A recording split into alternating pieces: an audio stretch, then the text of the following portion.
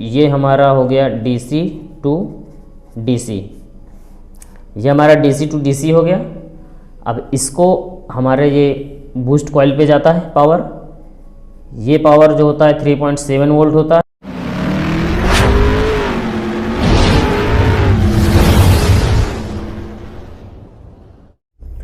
तो हेलो दोस्तों, कैसे हैं आप लोग? उम्मीद करता हूँ कि अच्छे होंगे। तो दोस्तों आज मेरे पास एक हैंडसेट है MI4A का। इसमें लाइट IC का प्रॉब्लम है। वैसे ऑलरेडी सेट किसी दुकानदार भाई के पास से होकर के आया है, उन्होंने इसकी लाइट IC और डायोड वगैरह को चेंज कर दिया है, इसकी कॉइल भी चेंज किया है, लेकिन इसके बावजूद भी ये सेट जो है लाइट IC वाली प्रॉब्लम से सॉल्व नहीं हुआ है। तो अभी ये सेट हमारे पास आया है, तो हम इसे स्टेप बाय स्टेप रिपेयर करके भी दिखाएंगे। और आप लोगों में से चलो आज हम किसी से रिपेयर करवा के दिखाते हैं और हम इसे मतलब सिर्फ बताते जाएंगे कि आपको इसमें क्या कैसे करना है। तो उससे पहले हम सबसे पहले इसका कॉपी में एक ड्राइंग सर्किट बनाएंगे और उसकी मदद से समझेंगे कि इसका सर्किट कैसे काम करता है, ताकि आपको MI4A ही नहीं और कोई सा भी अगर आपके पास हैंडसेट आता है और उसमें अगर लाइट IC का प्रॉब्लम है तो आप उसे किस तरह से सॉल्व कर सकते हैं, ये आप आसानी से समझ पाएंगे। तो चलिए अभी हम आपको कॉपी में दिखाते हैं कि किस तरह से लाइट IC प्रॉपर वर्क करती है। तो चलिए देख लेते हैं एक बार। तो सबसे पहले यहाँ पे आप देखेंगे तो आपको एक बूस्ट कॉइल मिलेगी और उसके जस्ट नीचे आपको IC मिलेगी। ये IC 6 पिन की लगी होती है, तो मैं इसे थोड़ा सा ड्रॉ कर लेता हूँ। और ये IC जो है ये बूस्ट कॉइल के एक इस किनारे से कनेक्ट होती है और इसका एक दूसरा पिन इस किनारे से कनेक्ट होता है, ठीक है। और इसके बाद क्या होता है, यहाँ पे एक जो है डायोड लगा है, आप ये देखिए, ये इसका डायोड है। मैं आपको सबके डिनोटिंग लोटर लिख देता हूँ ताकि आप उसे आसानी से समझ सकें, है ना। और ये हमारी लाइट IC हो गई और ये डायोड है, डायोड को हम DC डिनोटेड करते हैं, ये आपको पता ही है। तो ये इतना सर्किट हमारा हो गया। और ये जो हमारा डायोड है उसके जस्ट नीचे आप देखोगे तो एक छोटा सा कैपेसिटर लगा होगा और उसके साथ में एक बड़ा सा थोड़ा और कैपेसिटर लगा होगा। तो चलो मैं इसको इससे लिख देता हूँ, अब आपको दिख रहा होगा। ये हमारा छोटा कैपेसिटर है और ये एक बड़ा कैपेसिटर है। ये दोनों कैपेसिटर एक हिस्सा जाके ये दोनों ऐसे मिलते हैं और ये हो जाते हैं ग्राउंड, ठीक है। अब जब भी आप इनकी कनेक्टिविटी चेक करेंगे तो ये ऐसे ही रहेंगे। और ये हमारा बूस्ट कॉइल से होते हुए जो सप्लाई है ये इस डायोड पे आती है और इस डायोड से निकल के इस कैपेसिटर और इसके बाद इस कैपेसिटर पे जाती है। और यहाँ पे आप देखेंगे तो आपको डिस्प्ले कनेक्टर मिलेगा जो कि 30 पिन का होता है। तो 2 3 4 5 6 7 8 9 10 11 12 13 14 15, ये इस तरह से 30 पिन का डिस्प्ले कनेक्टर होता है। मैं लिख देता हूँ डिस्प्ले CC, ठीक है, आप लोग समझ जाएंगे। और ये जो सप्लाई है ये हमारी, ये जैसे 15 पिन ऊपर हो गई तो ऐसे ही 15 पिन नीचे भी होती हैं, ठीक है, आप लोग समझ लीजिए। तो ये सप्लाई जो है ये हमारी इसके पहले पॉइंट पे आती है यहाँ पे, और इसी पॉइंट को हम लोग हमेशा एनोड कहते हैं। ये आप हमेशा ध्यान रखिए, ये हमारी प्लस की सप्लाई होती है। अब बाकी कैसे इसका सर्किट वर्क करता है वो हम आगे आपको दिखाते हैं। तो ये हमारा हो गया बूस्ट कॉइल। अब सबसे पहले इस लाइट IC को एक्टिवेट करने के लिए हमें इस पे पावर चाहिए। तो पावर हमें चाहिए VPH पावर या VBAT पावर, जो भी आप कहें। तो हमें इस पे जो मेन पावर चाहिए वो होता है 3.7, जिसे VPH पावर बोलते हैं। तो वो हमें मिलता है DC टू DC कन्वर्टर से।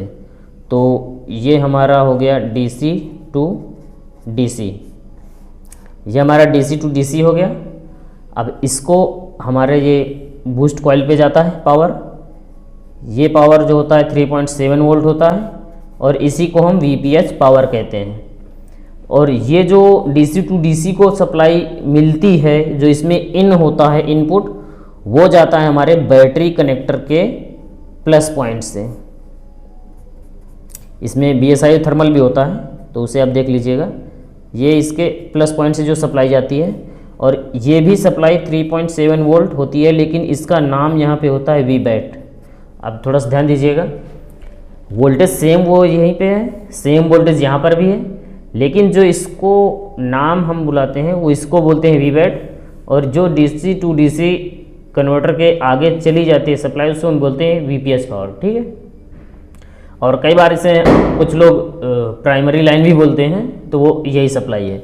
और ये जब हमारे इस बूस्ट कॉइल पे आती है तो ये बूस्ट कॉइल हमारा क्या करता है, लाइट को पास करता है। हाँ, तो ये हमारा लाइट को जब पास करेगा तो यहाँ पे हमें 3.7 मिला, तो ये जस्ट सेम वोल्टेज हमें यहाँ पे आगे मिलेगा 3.7 वोल्ट।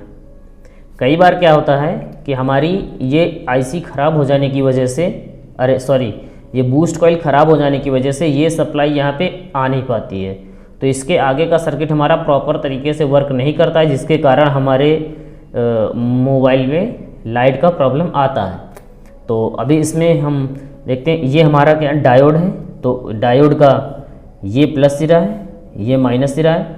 डायोड पे हमेशा पावर प्लस सिरे से इन होता है और माइनस सिरे से आउट होता है। और यहाँ पे ये जो कैपेसिटर लगे हुए हैं, यहाँ पे भी हमें वही सेम वोल्टेज मिलेगा, क्योंकि डायोड हमारा वोल्टेज को उतना ही बना के रखता है, बस उसको फिल्ट्रेशन के लिए सब लगे होते हैं। तो यहाँ भी हमें वही 3.7 वोल्ट मिलेगा सप्लाई, और यही सप्लाई हमें यहाँ पे डिस्प्ले के जो एनोड पॉइंट होगा वहाँ पे मिलेगी।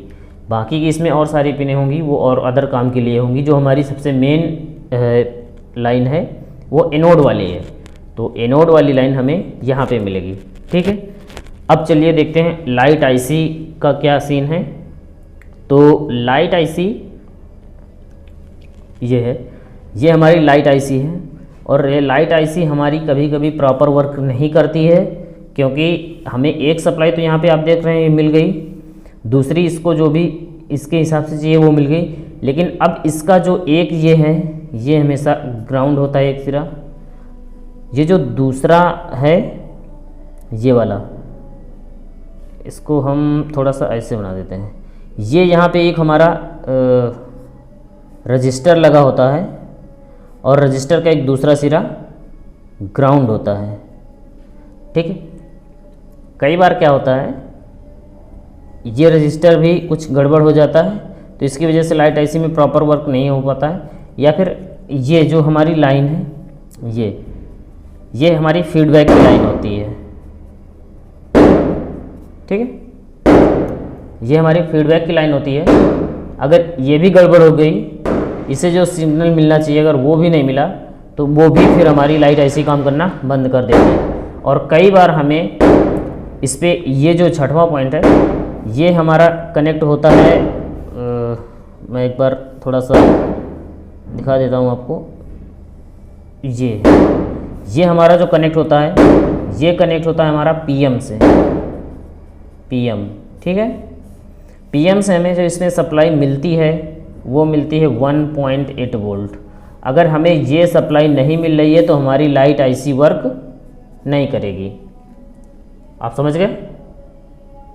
एक बार फिर से देख लीजिए। जैसे ही, कहने का मतलब ये है कि जैसे ही हमने बैटरी कनेक्टर के पॉइंट पे हमने बैटरी को कनेक्ट किया, तो हमारा पूरा पावर एकदम जितना हमारा बैटरी चार्ज होगा, हमें वो सीधा हमारे डिस्प्ले कनेक्टर के एनोड पॉइंट पर मिलेगा, ठीक है। यहाँ पर हमें कितना मिलेगा, 3.7 वोल्ट, या आपकी जितनी बैटरी चार्ज होगी फिर वो सारा सर्किट में वही फ्लो यहाँ पे मिलेगा आपको। लेकिन इसका मतलब ये नहीं है कि आप डायरेक्ट यहाँ से जंपर उठाएं और यहाँ पे मार दें, क्योंकि इसके बीच में काफ़ी सारा कुछ फिल्ट्रेशन के लिए लगा होता है, जो हमारे यहाँ पे डिस्प्ले जो कनेक्टर हम लगाते हैं, तो जिसे हम कोम्बो या फोल्डर बोलते हैं, उस फोल्डर की सेफ्टी के लिए। तो हमें ऐसी गलती कभी नहीं करना है। हाँ, अगर आपको यहाँ पर सप्लाई नहीं मिल रही तो यहाँ से आप यहाँ पे जंपर लगा सकते हैं, उससे कोई दिक्कत नहीं है, क्योंकि हमारे DC टू DC IC में और इसमें कुछ ज़्यादा फ़र्क नहीं है। ये खाली बस कुछ नॉर्मल इस लाइट को और थोड़ा सा फिल्टर करने के लिए ही होता है, बाकी लाइट में कोई प्रॉब्लम नहीं होता है। और ये जो सर्किट है हमारा, ये है MI4A का लाइट IC। ये हमें एक्चुअली पहले लिखना चाहिए था, खैर कोई बात नहीं।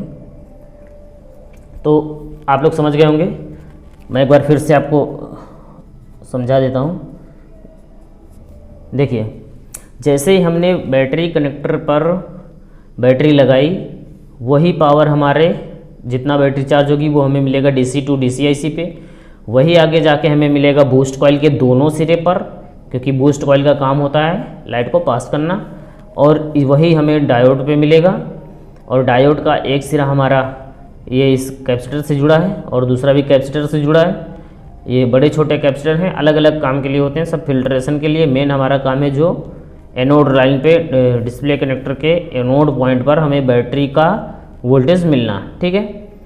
और यहाँ पे जो ये वाला है सिग्नल PM से 1.8 वोल्ट जो हमें मिलता है, अगर ये आपको किसी भी कारण से नहीं मिल रहा है तो आपके डिस्प्ले पर लाइट नहीं आएगी। आपका बूस्ट कॉइल ओके है, डायोड ओके हैं, कैपेसिटर ओके है, DC टू DC कन्वर्टर भी ओके है, सब कुछ हो चुके हैं। लेकिन अगर आपका 1.8 वोल्ट नहीं मिल रहा है तो आप एक बात ये निश्चित कर लीजिए कि अब आपको उस पर नहीं मिलने वाला है डिस्प्ले पे लाइट, ठीक है दोस्तों। तो दोस्तों आप लोगों ने देखा कि लाइट ऐसे किस तरह से वर्क करती है। तो अगर आपको इस वीडियो से ज़रूर कुछ सीखने को मिला है तो आप हमारे चैनल को ज़रूर सब्सक्राइब करें। और अगर आप इसी तरह की ट्रेसिंग वाली वीडियो और देखना चाहते हैं, या आप ट्रेसिंग खुद करना चाहते हैं, या आप मोबाइल रिपेयरिंग लाइन में है लेकिन आपसे मोबाइल अच्छे से बन नहीं पाते, तो एक बार आप हमारे इंस्टीट्यूट को ज़रूर ज्वाइन करें और अपना ट्रेसिंग का काम पूरा प्रॉपर अच्छी तरीके से सीखें। इसके बाद जब आप अपना काम करेंगे तो आपका काम करने में ज़्यादा अच्छा से मन लगेगा। तो चलिए दोस्तों, बस आज के लिए इतना।